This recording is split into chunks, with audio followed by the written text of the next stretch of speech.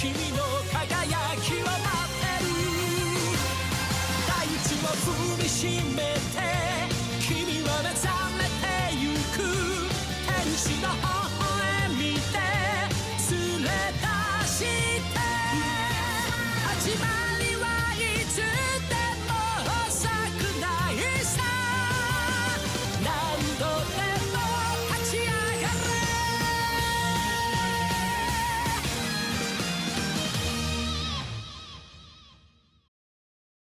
I've heard and been told through every means possible that Hunter x Hunter is one of the best shonen that there is. I'm subscribed to people who treat it as if it's their religion. I have friends who would love for me to watch it. I constantly hear that it's pretty deep when it comes to its characters and story. So when January 1st hit, I said, you know what? I'm gonna watch Hunter x Hunter.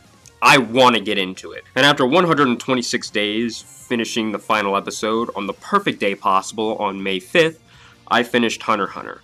Anime-wise, that is. And just like I proclaimed at the beginning of the year, I wanted to get into it. And I did. I'm gonna be honest as well, this is pretty much, I would say, the first anime or series that I would, on a daily basis, try to sit down and watch at least one episode a day. I finished it and didn't know what to do with my life. This is the first real big anime that I finished. The only other one that kinda comes close is JoJo's Bizarre Adventure. But after a certain amount of episodes, the story technically ends every time, but then slightly resets and continues and still carries the overall story, just with different characters as the focus. So it has multiple endings by that means. Plus, the anime hasn't adapted parts 6 and 7, and they'll never get to 8, so it's still missing pretty big portions of the entire story. With Hunter x Hunter, it's the same characters that you see in the first handful of episodes, and sticks with them, most of them. You see Gon in episode 1, and you'll see him all the way through to episode 148. My favorite character, though, without a doubt, is his best buddy, Killua. I love how he's handled. He easily could have been evil or along those lines, but because of Gon, it reminds you that Killua is still just a kid. So he likes sweets and chocolate, he has a skateboard, he likes going outside with his friends when he can. And because of that perspective, it's a lot more impressive to see him pull off the numerous amount of stunts he does throughout the series. And throughout those episodes, it truly does feel like a crazy quest that keeps switching each arc, with throwing the main characters into new locations and situations. You get to see how they handle it. From facing the challenges of the Hunter exam or rushing through Heaven's Arena, only to take a back seat now and watch in awe as the Phantom Troop make it a big show, and then lighten things up a bit with playing a video game that takes virtual reality to 3 new levels. That's the fun of Hunter x Hunter. The characters are always moving, always trying to get stronger, always trying to complete their goals. That's what makes it fun. Granted, I know that's not exactly something new or completely different, but the way it's handled, it feels natural. That's the best word I can think of to describe it. Now, with me saying that it's fun, with this series also holding its biggest arc so far, that being the Chimera Ant arc, that's a little more,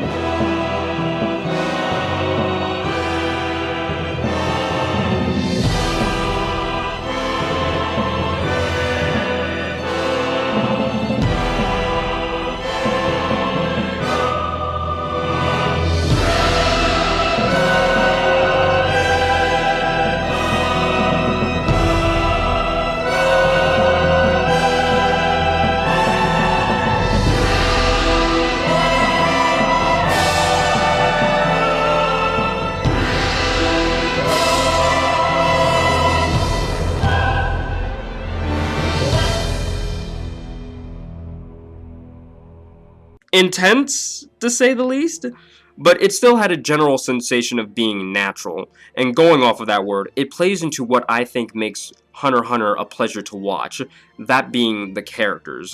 I believe a comprehensive theme of Hunter x Hunter is being human. And that's especially evident in the Chimera Ant arc. The true concept of morality, forgiveness, evolution, malice, philosophy and anger are all things that are part of human life. The same thing now applies to wild animals that begin to have one of humanity's most powerful weapons, besides opposable thumbs, that being the ability to think and learn, not just through instinct either. From this arc alone, you get to see how a handful of characters start to verge on the edge of what's truly right or wrong. Who's truly the greater evil? Is it the Ant King who slowly gains his humanity and spared over 5 million people? Or is it the old man who wanted to crush him because that's his job, along with the fact that he had a bomb installed into his body, something that can be mass-produced by humans for the art of war? Is it Pichu who learned the value of trust and honesty, only to be absolutely murdered and executed by the same no longer happy-go-lucky boy who, by that point, had every right and reason to do what he did? How he did it and what he did to gain such power are all the darkest and worst parts of humanity. Like, Jesus, me saying it like that almost makes me forget that the previous arc before was about a video game with trading cards. And you know what? That's the fun of Hunter x Hunter. It's always moving. It's always on the hunt to change and to do something different.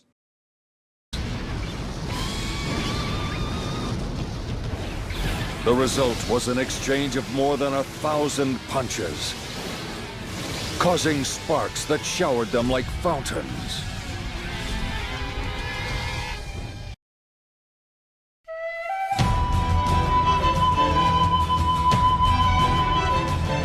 And speaking of different, its power system is quite unique. I've always heard that you more or less need a trigonometry degree to understand Nen, but exaggeration aside, it's not all that difficult to understand and definitely serves to be a better and interesting means of fighting in the series.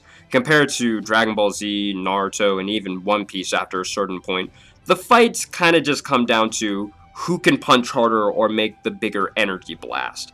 Nothing wrong with that, as long as you can make it entertaining to read or watch, as well with keeping it in the bounds of the story that's made, then there's no real problem on my end. With Hunter x Hunter, it certainly follows a more rock-paper-scissors archetype, or Janken-Po. One power may be strong against one, but can fail against another, so that makes things amusing to see how characters make their abilities work by all means. A good portion of powers aren't just a big punch or an energy blast being fired. They're pretty special, and what makes them better is that they're all made for that specific character, because they made it for themselves. A very personal power, you can say. My favorites being that of Pakunoda's memory bomb to Nove's hide and seek. In addition to being my favorite character, Killua's Godspeed has to be on there, and Bungee Gum is also great. A reminder though that Bungee Gum contains the properties of both rubber and gum, you see. Never forget. They're all fun. But my absolute favorite would have to be Knuckles' Nen ability, APR. This is the dumbest ability in the whole show that I have seen. And I don't mean that, like, it's broken or bad. No, I honestly love it. But it showed two things I loved and hated when it was introduced.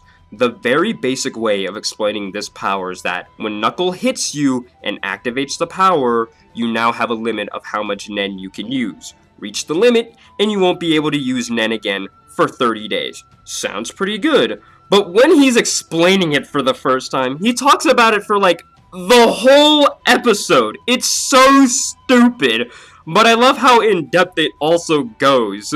Just how far he can take that ability. And I also do enjoy when APR does show up. That's what makes Hunter x Hunter fun. Sorry, but I'm a little pissed off right now. So I'm just gonna take it all out on you.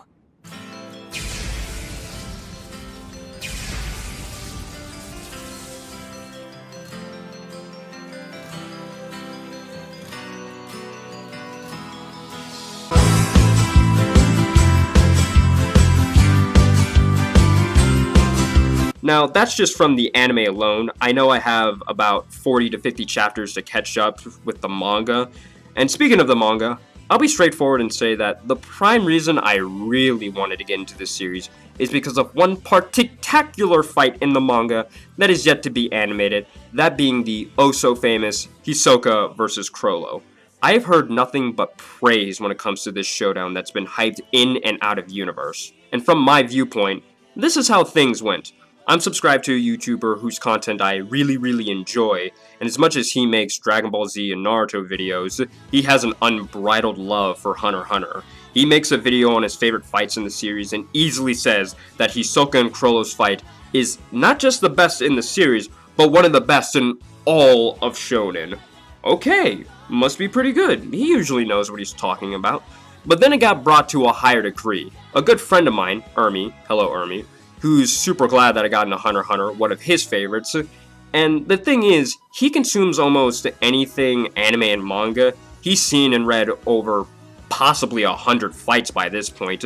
He didn't have a single doubt in 1,000 universes that this was the best fight he's seen in fiction. Or another way how he feels about the fight is like this.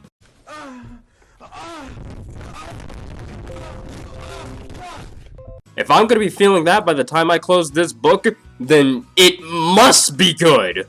So I took it upon myself to, of course, not just try and read it, but buy the volume it takes place in. So apparently, what I hold in my hands right now is God's work through Shonen. I can definitely tell this is going to be exciting. I don't know a single thing that really happens in this fight, so this should be grand. I love Hisoka, probably my second favorite character, and I would love to know more about Chrollo, and I'm getting just that in these chapters. I will definitely be doing a video on this, and what I think about the manga so far. I have to by this point, because, well, that's the fun of Hunter x Hunter. And that's the video of Hunter x Hunter, of course. Pretty similar to my experience with Persona. I didn't know much about it, and the hype that goes around it. Got into it, and now I understand. And don't worry telling me about the manga and its whole hiatus dilemma. That's like the one thing I did know, but I'm still looking forward to it in the chapters that are ahead of everything, so I'll be reading those in the time being. So, if you'll excuse me, I have some reading to do with watching a bunch of Matwiz and Alexander videos to binge.